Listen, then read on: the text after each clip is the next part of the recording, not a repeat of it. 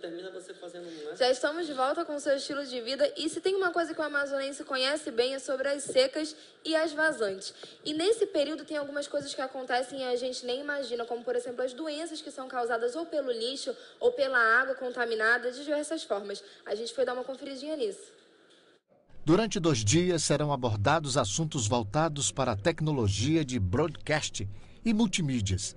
Serão debatidos temas como pós-produção de áudio e som ao vivo para broadcast, inovação, tecnologia analisando a criação, a comercialização, o gerenciamento, entre outras. Um dos palestrantes foi André Trindade.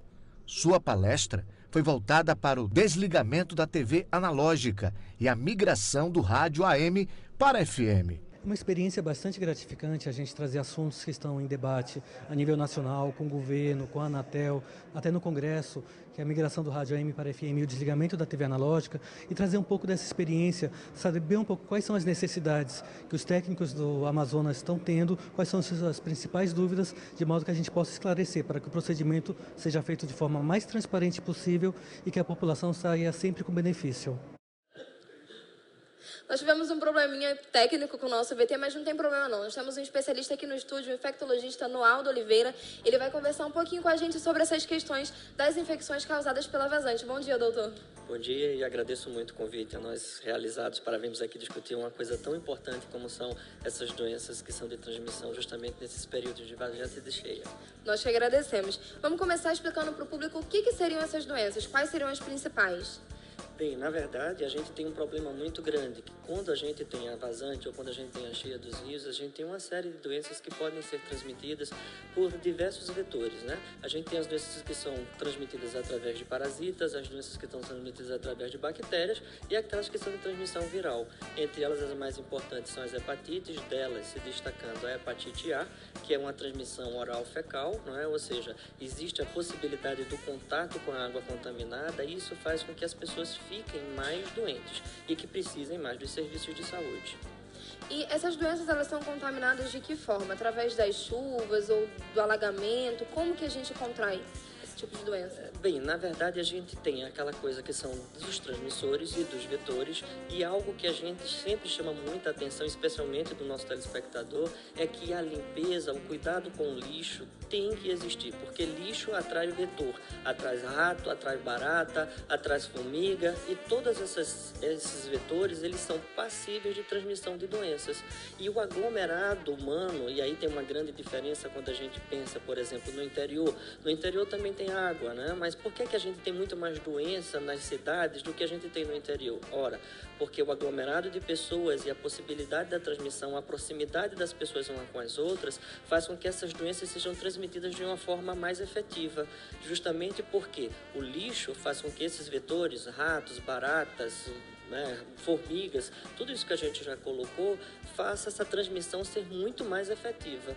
Então a gente, né, pede encarecidamente que a população dê a destinação final que deve ser dada ao lixo, ou seja, não jogar nas águas, não jogar nos rios, não jogar nos igarapés o seu lixo. O seu lixo deverá ser recolhido e deverá ser dada a destinação que precisa ser dada. Nesse caso, o reaproveitamento da água, por exemplo, que a gente costuma fazer em casa algumas vezes, seja para lavar o carro ou para lavar o pátio, esse tipo de reaproveitamento que a gente faz é aconselhável nesse período ou o ideal seria que não houvesse? Bem, se a gente está falando de uma fonte que a gente não tem certeza da idoneidade dessa fonte de água, a utilização não deverá ser feita. Agora, se a gente estiver falando para consumo próprio, a água poderá ser fervida, poderá ser clorada e aí sim poderá ser utilizada. Sempre tomando cuidado no momento em que a gente fala tanto de sustentabilidade, dessa necessidade que a gente tem de economizar água, a gente tem que lembrar de deixar as torneiras fechadas, de diminuir a quantidade de água no momento que você toma banho, no momento em que você escova os dentes, entre o intervalo de escovar os dentes, não deixar a torneira aberta. Então, todas essas atitudes vão fazer com que a gente não só economize mais água, como a gente também consiga manter a qualidade dessa água e uma quantidade que seja realmente usada naquilo que a gente chama dentro da sua necessidade. Não utilizar nem mais nem menos. Evitar sempre o desperdício, especialmente de um bem tão precioso como é a água. E uma vez que a gente já teve contato com essa água contaminada, fui ao centro, por exemplo, estava alagado e aí não tive outra opção, passei por cima dessa água. De que forma que eu posso fazer para limpar o meu corpo, por exemplo? O famoso banho de álcool é aconselhável? Funciona? Não funciona? É verdade ou não?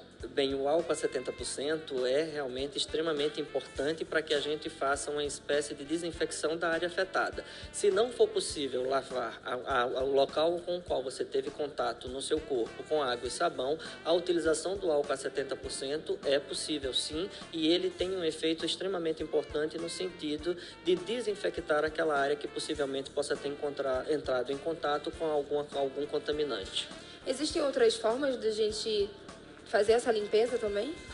Além da água e sabão e do álcool, não muito. A outra coisa é fazer o que a gente chama de uma atividade preventiva, ou seja, evitar o contato com essas águas. E ainda numa prevenção ainda mais, vamos dizer, abrangente, seria aquilo que a gente falou no início da reportagem. Conclamar as pessoas para que não depositem seu lixo, para que não defequem em local público, para que não urinem em local público, porque nós não sabemos do que nós temos dentro da gente em termos de patógeno, em termos de agentes que possam causar doenças, e a possibilidade que a gente mesmo tenha com as nossas secreções de contaminar esses locais e esses mananciais. Então toda a campanha que existe em relação a urinar, principalmente em relação ao homem, né, a urinar em locais impróprios, teria ainda uma questão de saúde também. Além de toda a contaminação pública, ainda existe a parte da saúde.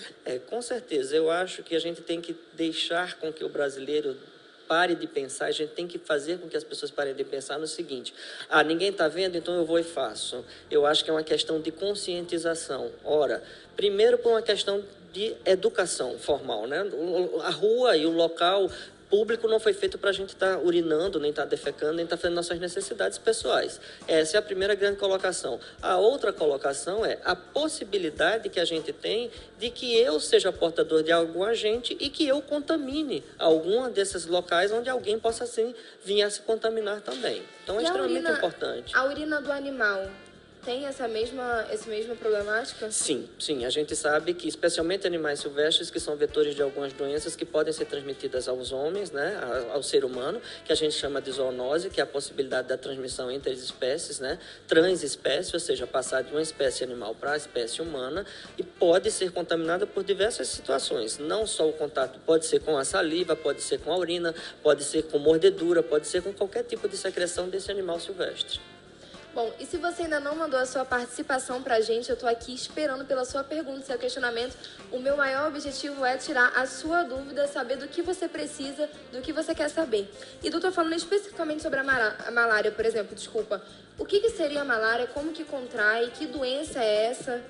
Bem, a malária é uma doença extremamente prevalente na região amazônica, não é? A gente é causada por um parasita importante e que é transmitida através de um mosquito. Então, na verdade, o que é que a gente deve fazer? Tentar evitar o contato com o mosquito para que a gente não seja contaminado com a malária, que é uma doença importante, é uma doença potencialmente letal, não é? Não devemos jamais imaginar, é uma malária que tem uma mais benigna, outra menos benigna, uma pior e outra melhor. A gente sabe que qualquer uma delas pode evoluir para a gravidade e o ideal é que a gente use de todas as medidas preventivas, quer seja a utilização de substâncias que possam evitar o contato do agente, do mosquito com a pele, que é que a gente deixe de frequentar locais onde a gente sabe que existe essa transmissibilidade para que haja uma quebra nessa cadeia de transmissão e a eventual diminuição.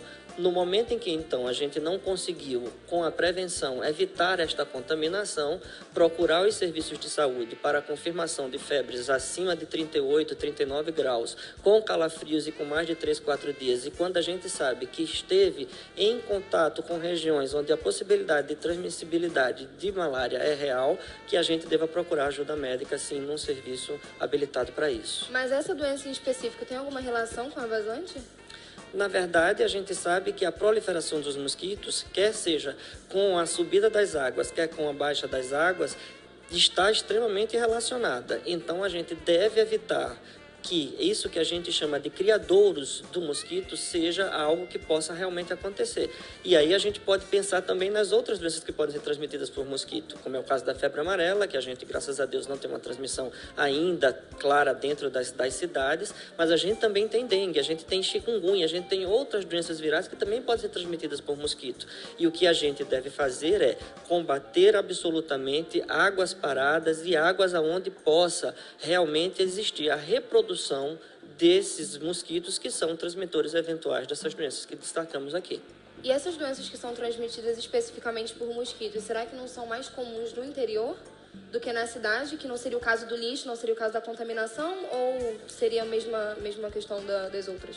Faz a mesma diferença que a gente já apontou ainda há pouco. Na verdade, quando você tem um aglomerado populacional maior, você tem uma possibilidade também de ter aquilo que a gente chama de susceptíveis. O que é uma pessoa susceptível? Se eu não tive contato com esse agente, a possibilidade de eu me contaminar com esse agente no momento em que eu entro em contato é muito maior. E é claro que quando a gente tem uma população maior, uma quantidade de pessoas maior, vivendo de uma forma mais próxima, essa transmissibilidade também se faz de uma forma mais efetiva.